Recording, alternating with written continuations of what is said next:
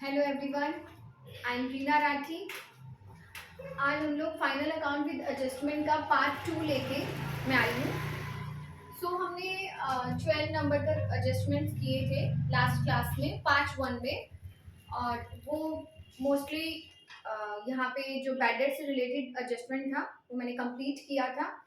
आज मैं adjustment start कर रही हूँ, adjustments related to goods.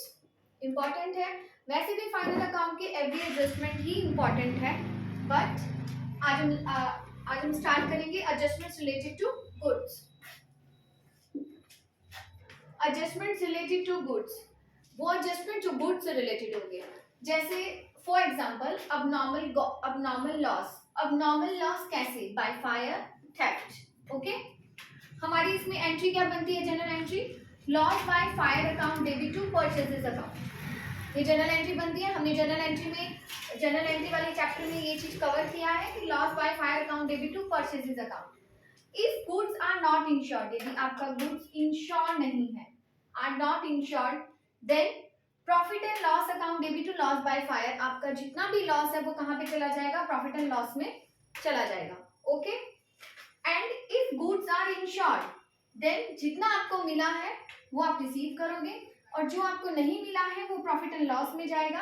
And किससे मिलेगा? इंश्योरेंस कंपनी से मिलेगा। मैं इसे एग्जांपल के थ्रू बताती हूँ। जस्ट लाइक मान लीजिए एग्जांपल लेते हैं हम लोग, लॉस बाय फायर। गुड्स का लॉस बाय फायर हुआ है ₹10,000। ओके, अब हमने मान लो इंश्योरेंस कंपनी से इंश्योर नहीं करवाया, तो हमें कितना लॉस हो जाएगा? 10,000।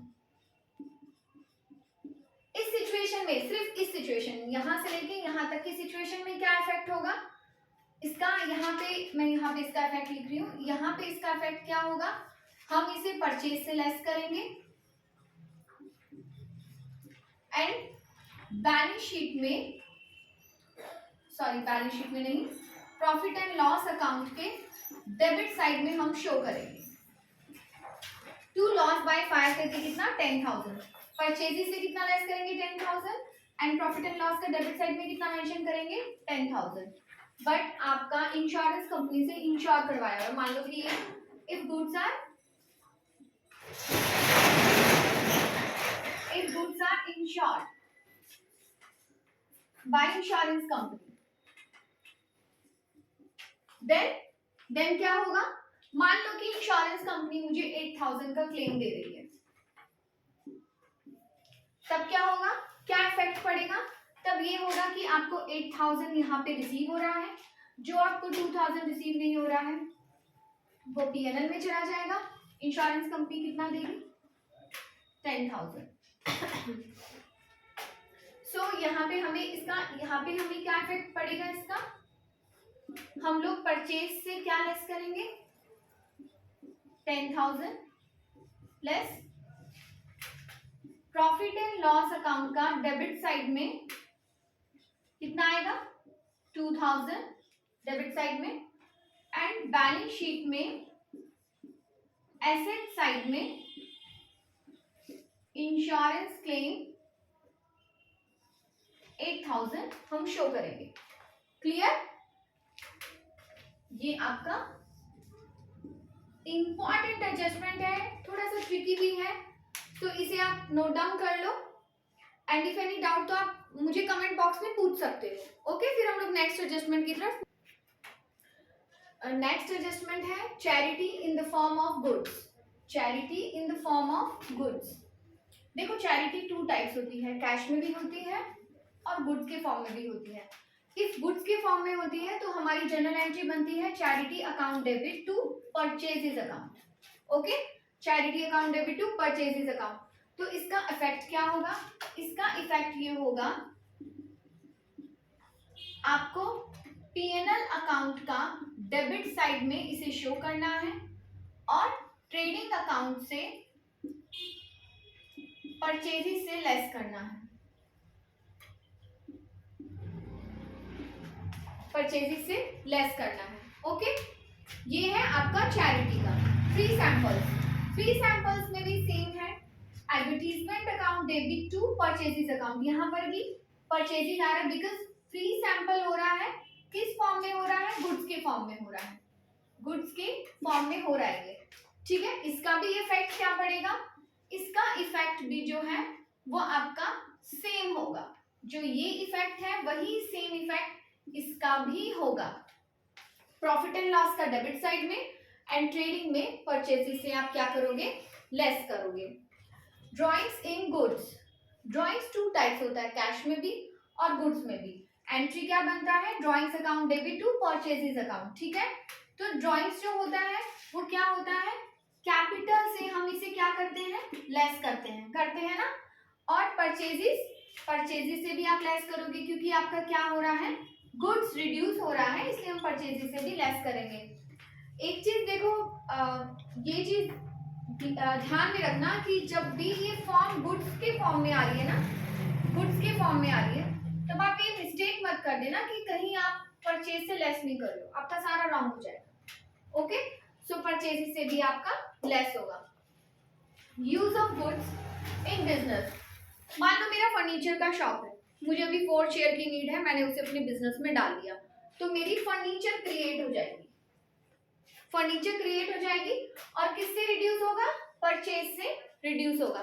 तो इसका क्या इफेक्ट पड़ा, इसका इफेक्ट ये हुआ कि आप इसे बैलेंस शीट में एज ए एसेट्स क्रिएट कर दोगे।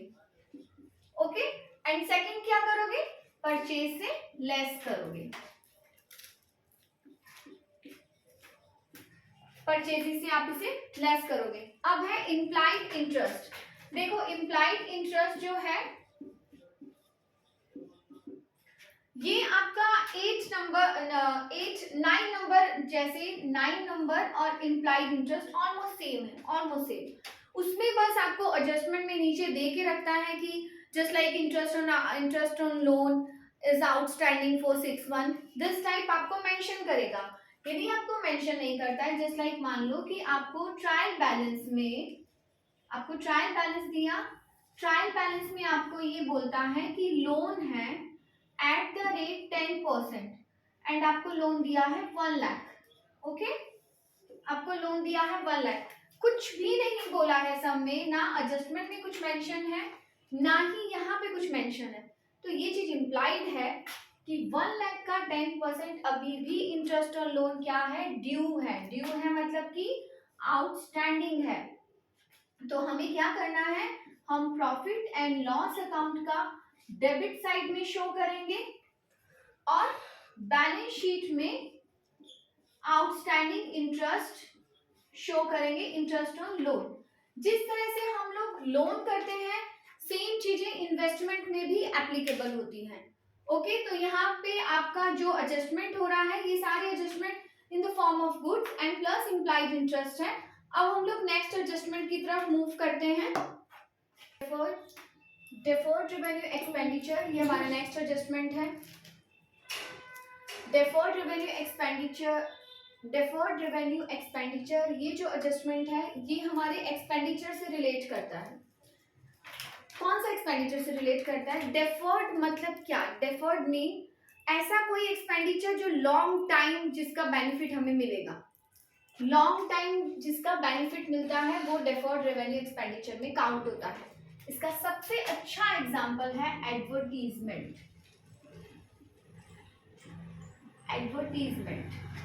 फॉर एग्जांपल लक्स सोप लीजिए आप, लक्स सोप के ऊपर 5 लाख का एक्सपेंडिचर किया। इफ आप उस एक्सपेंडिचर को प्रॉफिट एंड लॉस अकाउंट के डेबिट साइड में दिखाओगे तो क्या होगा, आपको उस साल, जिस साल आप दिखाओगे उस साल आपको बहुत अच्छा लॉस दिखाएगा वो। नेक्स्ट ईयर में जब आप इसका बेनिफिट मिलने लगेगा आपको प्रॉफिट होने लग जाएगा। बट अभी तो आपको जिस साल आपने फर्स्ट ईयर आपने जिस एक्सपेंस को दिखाया, इस एक्सपेंडिचर से क्या होगा, आपको लॉस बहुत ज्यादा होगा।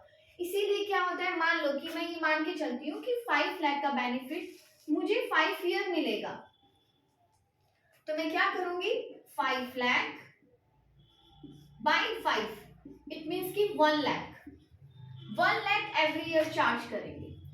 एवरी ईयर हम लोग प्रॉफिट एंड लॉस अकाउंट का डेबिट साइड में शो करेगा। ओके, क्या करेगा, प्रॉफिट एंड लॉस अकाउंट का डेबिट साइड में हम लोग 1 लाख शो करेगा एंड आफ्टर दैट 4 लाख लोग बैलेंस शीट के एसेट साइड में शो करेगा। इनफैक्ट ये एक्सपेंडिचर है बट फिर भी हमें ये क्यों एसेट में दिखा रहे हैं, क्योंकि ये डेफर्ड है, मतलब कि इसका बेनिफिट आपको आगे भी मिलेगा। नेक्स्ट एडजस्टमेंट है contingent liabilities. Contingent liabilities means ऐसी लायबिलिटी जो डाउटफुल है, जो हमारे फेवर में भी हो सकती है और हमारे अनफेवर में भी हो सकती है। ऐसी कौन सी लायबिलिटी होती है? Just like bills discounted but not mature, case against the firm is pending and guarantee. Bill discounted but not mature ये बिल्स ऑफ एक्सचेंज के चैप्टर में हम लोग करते हैं, जिसमें क्या होता है कि हमने बैंक से बिल को डिस्काउंट करवाया और वो अभी तक मैच्योर नहीं हुआ है। मे बी वो जब डेट मैच्योरिटी की आएगी मे बी वो हमें बिल ना पेमेंट मिले, इसीलिए जब तक मैच्योरिटी की डेट नहीं आती है तब तक क्या होता है, ये बिल हमारा कंटीजेंट रहता है, मतलब कि डाउटफुल रहता है। Okay, case against the firm is pending. Case, अब मान लो कि मेरे अगेंस्ट में कोई केस चल रहा है, जब तक उसका डिसीजन नहीं होगा तब तक तो वो कंटीजेंट ही है, तो ये भी आपका कंटीजेंट लायबिलिटी है। गारंटी, गारंटी की मैंने जब किसी पर्सन के लिए गारंटी दी, जब तक वो अपनी लायबिलिटी फुलफिल नहीं करेगा तब तक क्या होगा, तब तक मेरे सिर पे तलवार लटकेगी। सो इसे है, ये तीनों ही लायबिलिटी कंटीजेंट है और ये क्या होता है, बिलो बैलेंस शीट आप फुटनोट में इसे शो करोगे, मतलब कि ना ये ट्रेडिंग में आएगा, ना पीएनएल में आएगा, ना बैलेंस शीट में आएगा, बिलो बैलेंस शीट ये फुटनोट में आएगा। नेक्स्ट है मैनेजर कमीशन, बहुत केयरफुली इसे करना। मैनेजर कमीशन के सबसे बड़ी कंडीशन है आपको प्रॉफिट एंड लॉस में नेट प्रॉफिट होना चाहिए। यदि आपको नेट लॉस हो रहा है तो आप मैनेजर कमीशन कैलकुलेट ही नहीं करोगे। इसमें दो सिचुएशन आएगी, एक सिचुएशन में ये बोलेगा कि before charging manager commission is 10%, एक बोलेगा कि आफ्टर चार्जिंग मैनेजर कमीशन 10%, 15% जो भी है। यदि बिफोर चार्जिंग है तब आप net profit multiply rate by 100 करोगे तो आपको मैनेजर कमीशन कैलकुलेट हो जाएगा। आफ्टर दैट जब आप मैनेजर कमीशन को लेस करोगे तो वो आपका फाइनल नेट प्रॉफिट होगा। ये आपका फाइनल नेट प्रॉफिट नहीं है क्योंकि इसमें से आपने अभी तक मैनेजर कमीशन को लेस नहीं किया है। ओके, एंड आफ्टर चार्जिंग में क्या होगा, net profit multiply rate by 100 plus rate. After charging का मतलब है कि खुद को भी इंक्लूड करना, दैट्स व्हाई हम 100 में रेट को ऐड करते हैं। और मैनेजर कमीशन हमेशा नेट प्रॉफिट पे कैलकुलेट होता है और ये आउटस्टैंडिंग होता है, ये आउटस्टैंडिंग होता है, दैट्स व्हाई हम इसे कहाँ शो करते हैं, बैलेंस शीट में लायबिलिटी साइड में हम इसे शो करते हैं। क्लियर? सो यहाँ तक हमारे 21 एडजस्टमेंट्स जो हैं वो कवर हो रहे हैं। हम आगे नेक्स्ट एडजस्टमेंट की तरफ मूव करते हैं। Capital expenditure is wrongly treated as revenue expenditure. Capital expenditure क्या होता है? कैपिटल एक्सपेंडिचर वो एक्सपेंडिचर होता है जब हम किसी एसेट को एक्वायर करने के लिए कोई एक्सपेंडिचर करते हैं, उसे हम बोलते हैं capital expenditure. And revenue expenditure कौन सा होता है? एक्सक्यूज मी, रेवेन्यू एक्सपेंडिचर वो एक्सपेंडिचर होता है जो बिजनेस के रिकरिंग नेचर से रिलेट करता है। रिकरिंग नेचर से मींस जो एवरी मंथ एवरी वीक जो होता है उसे हम लोग बोलते हैं रेवेन्यू एक्सपेंडिचर। इसका अच्छा एग्जांपल है wages include 20,000 spent on the installation of machinery. Machinery के इंस्टॉलेशन में जो वेजेस लगी उसे हमने वेजेस में इंक्लूड कर दिया। वेजेस में वो इंक्लूड नहीं होगा, वो डायरेक्ट एक्सपेंसेस नहीं है। एक्चुअली मशीन, आज मान लो कि फॉर एग्जांपल ये मशीनरी 1 लाख की है, 10 लाख की है। ओके, ये मशीनरी 10 लाख की है, मैंने 20,000 इसका इंस्टॉलेशन दे दिया, तो मेरी मशीनरी की value 10 lakh plus 20। Okay, then हम इसे क्या करेंगे, इस 20,000 को इसी में ऐड कर देंगे, मतलब कि आपकी जो मशीनरी की वैल्यू है वो आपकी हो रही है 10,20,000। ओके, मतलब कि आप इसे वेजेस से लेस करेंगे एंड मशीनरी में ऐड करेंगे, तो आपका करेक्शन क्या हुआ, आप इसे वेजेस मतलब कि ट्रेडिंग अकाउंट में वेजेस से लेस करेंगे एंड मशीनरी में ऐड करेंगे। क्लियर? ये एडजस्टमेंट क्लियर है? इंपॉर्टेंट एडजस्टमेंट है। Okay, good sold and dispatched but omitted to be recorded. हमने गुड्स को सेल किया, डिस्पैच भी कर दिया, बट इसकी एंट्री करना भूल गए। जब आप सेल करते हो तो आप क्या एंट्री पास करते हो? आप एंट्री पास करते हो debtors account debit to sales account. Okay, तो सिंपल सी चीज है, आप डेटर्स में भी ऐड करोगे, साथ के साथ सेल्स में भी ऐड करोगे। आपका एडजस्टमेंट क्या हुआ? आपको डेटर्स एंड सेल्स बोथ क्या होंगे? ये ऐड हो जाएंगे। Okay, goods purchased and included into stock but omitted to be recorded. Goods हमने परचेज किया, हमने उसे स्टॉक में भी इंक्लूड किया, बट हम ओमिशन कर गया, हम ओमिट कर गए, हमने उसकी एंट्री नहीं की। जब हम गुड्स को परचेज करते हैं तो हमारी एंट्री होती है purchase account debit to creditor. Okay, तो इसका क्या इफेक्ट बनेगा? इसका इफेक्ट ये बनेगा कि आप परचेज एंड क्रेडिटर दोनों में ही ऐड कर दोगे। परचेज एंड क्रेडिटर्स दोनों में ही क्या करोगे? ऐड करोगे। एक चीज यहाँ पे मैं क्लियर करूंगी, मैंने आप लोगों को सबको ये एडजस्टमेंट बताया बैड डेट पीबीडी का, provision for bad and doubtful debt. जब भी provision for bad and doubtful debt को आप कैलकुलेट करोगे तो याद रखना पहले ये एडजस्टमेंट सॉल्व करोगे। आपको पहले डेटर में इंक्रीज करना है, उसके बाद आप फर्दर बैड डेट लेस करोगे, फिर आप न्यू पीबीडी बनाओगे, मतलब कि new provision for bad and doubtful debt बनाओगे। आपने यदि ये बाद में किया और वो पहले कर दिया, आपका फुल सम रॉन्ग हो जाएगा। क्लियर? इसी तरह से यदि मान लो क्रेडिटर के ऊपर भी हमें प्रोविजन बनाना है, तब भी हमें पहले क्रेडिटर में ये ऐड करना पड़ेगा, उसके बाद आप पीडीसी बनाओगे, मतलब कि provision for discount on creditor बनाओगे। Clear? So now dishonour of BR. BR का डिसऑनर होना, जब बीआर डिसऑनर होता है तो क्या होता है? हम डेटर में वापस क्या कर देंगे? इंक्लूड कर देंगे, मतलब कि एंट्री बनती है debtors account debit to B. R क्या होगा? डेटर्स एंड बीआर दोनों में ही क्या हो जाएगा? डेटर्स में ऐड हो जाएगा, सॉरी दोनों में नहीं, ओनली डेटर्स में जो है वो ऐड होगा और बीआर से क्या होगा? लेस होगा। वैसे देखो तो बैलेंस शीट के ऊपर कोई इफेक्ट नहीं पड़ता, क्योंकि डेटर और बीआर दोनों ही बैलेंस शीट में एसेट्स में ही आते हैं। यदि हम लोग नॉर्मल फाइनल अकाउंट्स लिए हमारा कोई इफेक्ट नहीं पड़ रहा है, बट जब आप provision for bad and doubtful debt calculate कर रहे हो तो याद रखना पहले आप डेटर में ये ऐड करोगे, फिर न्यू प्रोविजन को कैलकुलेट करोगे। यदि आपने एडजस्टमेंट बाद में किया तो आपका पीबीडी रॉन्ग हो जाएगा। सो अभी हम लोग 26 नंबर एडजस्टमेंट, जो कि हमारा लास्ट एडजस्टमेंट है, इसकी तरफ मूव करते हैं। Next adjustment and last adjustment, sales of goods on approval basis.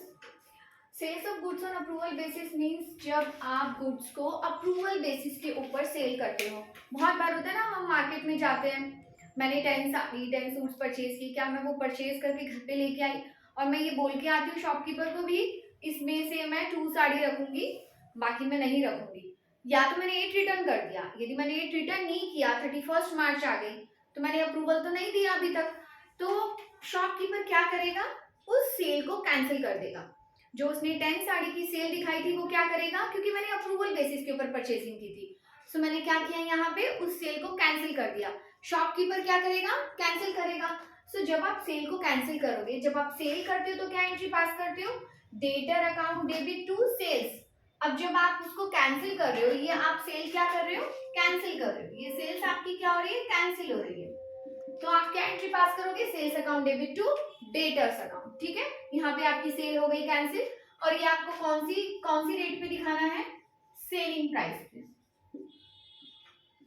अब जब शॉपकीपर अपनी सेल्स को कैंसिल करेगा तो वो अपने स्टॉक में भी ऐड करेगा 31 मार्च को, तो closing stock account debit to trading account. ठीक है, बट ये कौन सी प्राइस होगी? Costing price. क्लियर? मान लो कि आप 100 रुपीज गुड्स का 120 में सेल कर रहे हो, तो यहाँ पे आप 100 रुपीज जो है वो क्लोजिंग स्टॉक में ऐड करोगे, और यहाँ पे आप 120 जो है वो सेल से भी लेस करोगे और डेटर से भी लेस करोगे। 26 नंबर एडजस्टमेंट्स तक मैंने करवा दिया है। नेक्स्ट क्लास में इसका एक इलस्ट्रेशन करवाऊंगी मैं, जिसमें कवर करने की कोशिश करूंगी कि एडजस्टमेंट को किस तरीके से हमें सम में जो है वो लेके आना और किस तरह से सॉल्व करना है। बट पहले भी मैं आप लोगों से ये रिक्वेस्ट करती हूँ कि आप 26 नंबर एडजस्टमेंट को अच्छे से गो थ्रू करो, उन्हें समझने की कोशिश करो, सम ट्राई करो, जैसे मैंने रूल्स बताए हैं आप उन रूल्स को एप्लीकेबल करो। Final accounts and final account with adjustment दोनों को मैश करके चैप्टर बन रहा है, तो दोनों में ये 26 रूल्स को एप्लीकेबल करके सम सॉल्व करो। एनी डाउट, कोई एडजस्टमेंट नहीं समझ में आया, आप मुझे कमेंट बॉक्स में भी मेंशन कर सकते हो, बट प्लीज मेरे चैनल को लाइक एंड सब्सक्राइब जरूर करें। Thank you.